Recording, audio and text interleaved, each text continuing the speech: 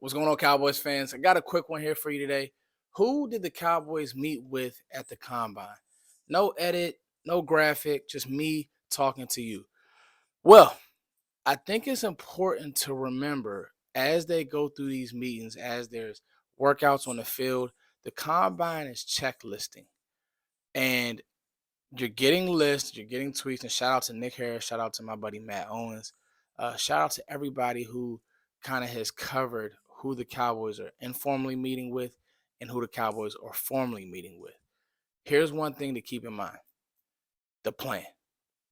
The Cowboys have met with a lot of athletes, but what are they going to possibly do? They're going to meet with a ton of linemen. They have to do their due diligence. Mike McCarthy's not even in Indianapolis for the combine, but they have to do their due diligence. They have to, have. And I respect Mike not being there. He has to make sure that the staff is locked in.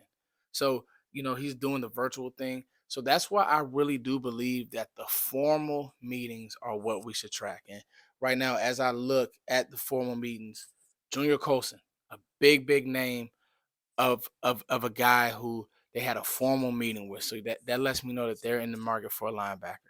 And like when you bring him in for a formal, you ask those questions, probably put him on the board, stuff like that. That makes a lot of sense. Edgerrin Cooper, it could come down to those two guys for me. When out of everybody who was listed is and we'll get to the rest of the list, but those are the two that I'm really keeping my eyes on, even in a trade back scenario. Those are the two guys because they're not really first round.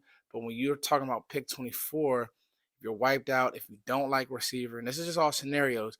If you're wiped out, you don't like receiver, and you're gung ho, and you got to have a linebacker, you may want to trade back and you wiped out of the lineman, the center for all of you all who like Jackson Powers Johnson. So this is a lot because I mean, from everything I've heard, Colson interviews great, and he could have blew them away in their interview.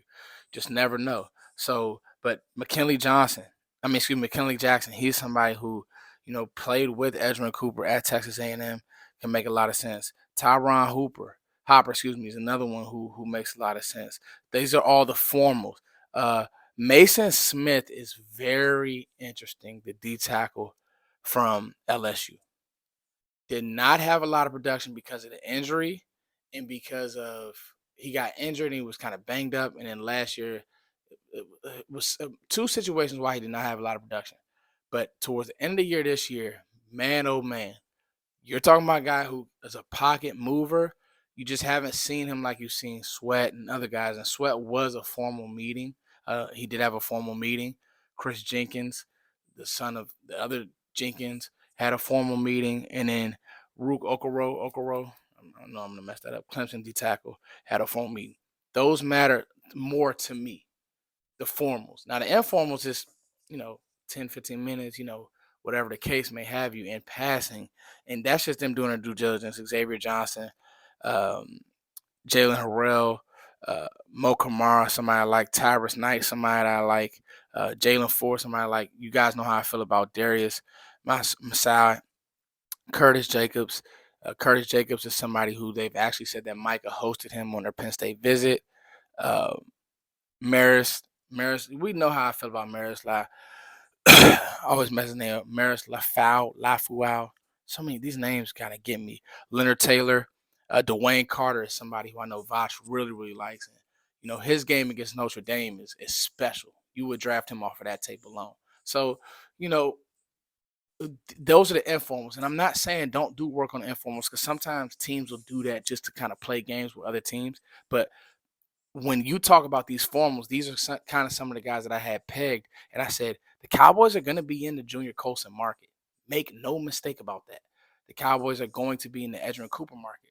I have Colson over Cooper, but I would not be mad if they wanted to say, hey, we like the traits because if you're talking about a guy who has more flashes, it's Edgerrin Cooper.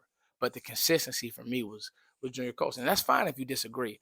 But those two, for me, make the most sense. And a guy like Devin White just came available in free agency. He's going to be available. The linebacker room in free agency is really deep as far as like the top 10. And watch out, girl. Watch out. Cat. Stop. Get away. My cat she wants all the attention. She's messing with the stand. What's wrong with this cat? So that to me, when you're talking about some of these prospects, I really do believe that, you know, so I'm not saying that the informals don't matter, but for me, when you look at the Cowboys draft history, it's the formals that I really want to dig into. And I'll just tell you guys now, my betting money, don't know if you guys are betting on draft picks or whatever you may bet on. There's no way that the Cowboys are going back to back in the first round defensive tackle. No, we like Sweat. That's why I said I'm telling you now, a guy like Mason Smith makes a lot of sense because he has some traits that are special. First round, I just don't see the Cowboys not D tackle back to back.